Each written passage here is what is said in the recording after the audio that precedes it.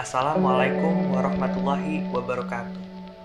My name is Mochammad Rifqi from Class A English Literature, Al-Azhar University of Indonesia. Today, I would like to analyzing some poems based on its classification of types, aesthetics and poetic experience, and semantic phenomena.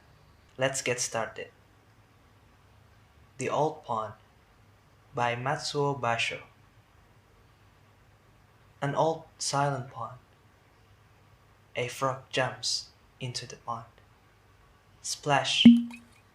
Silence again. This poem is classified as haiku. What is haiku? Haiku is a form of Japanese poetry made of short, unrhymed lines that evoke natural imagery. Haiku can come in a variety of different formats of short verses, though the most common is a three-line poem with a 575 syllable pattern. The haiku that I have just read is originally written in Japanese. Defining haiku in terms of syllables and sentences becomes complicated once you translate the poetry across languages. Some translators argue that 12 English syllables would correlate more closely to the 17 sounds called on, used by Japanese haiku poets. Another structural difference borne out by translation is that Japanese haiku are written straight across in one line, while English-speaking poets use two-line breaks to separate their poem into three lines. However, there is a common structure that most haiku poems follow. It is the 575 structures where the entire poem consists of just three lines with 17 syllables in total. The first line is 5 syllables, the second line is 7 syllables, the third line is 5 syllables. This brings to mind a syllable is a unit of organization for a sequence of speech sound. I would like to read another haiku so that we can prove this. A Poppy Blooms by Katsushika Hokusai. I write, erase, rewrite, erase again, and then a poppy blooms. So, as I read these two haiku, both are correlated with nature, because nature is one of the common themes for haiku. Aren't they beautiful? Let's begin to analyzing the aesthetic of this poem.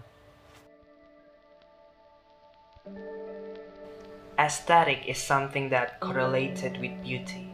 In poems, it is not only the visual but can be the form and the meaning of the poem.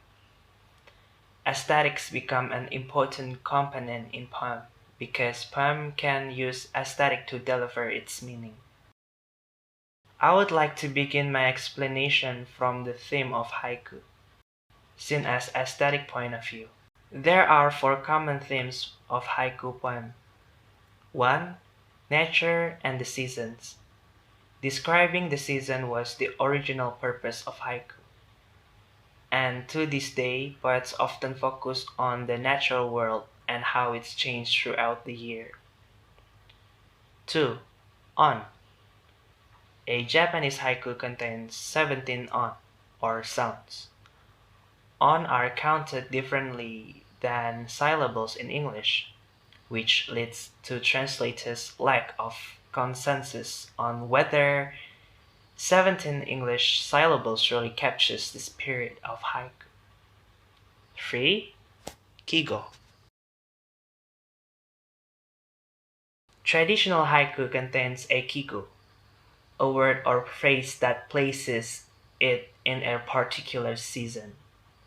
Signaling a season with only one word lends haiku its economy of expressions. Some of the most classic kigo are sakura, or cherry blossoms, for spring, Fuji, or wisteria, for summer, Suki, or moon, for fall, and Samushi, or cold, for winter. 4. Kireji, known in English as the cutting word. Kireji creates a pause or a break in the rhythm of the poem. The kireji is often deployed to juxtapose two images. Contemporary haiku may not always use kireji, but juxtaposition remains a common feature of haiku.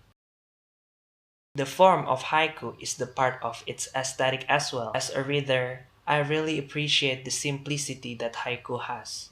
Next, semantic phenomena. The most important thing in semantic analyzing is to get the proper meaning of the poem.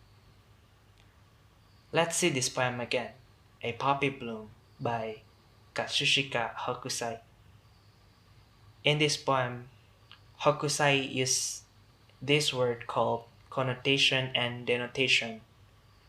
While denotation is the literal or primary meaning of a word, in contrast to the feeling or ideas that the word suggests. Connotation is the abstract meaning or intentions of a term, which forms a principle determining which objects or concepts it applies to. In A Poppy Bloom, Katsushika Hokusai compares a written poem to a blooming poppy. He uses imagery of the spring season to describe his writing process.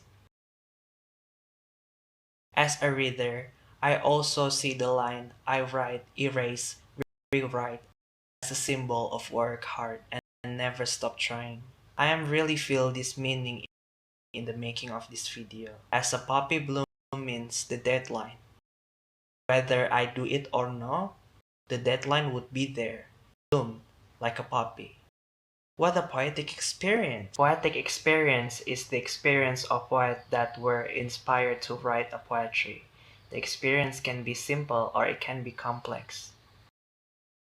As my understanding, the good poetry is the one that can transfer the poetic experience into the reader's experience. Both author and readers understand and feel the soul of it. That's all I got today. I am really sorry if there are any mistakes. I write the sources that I use in this video on the description box below.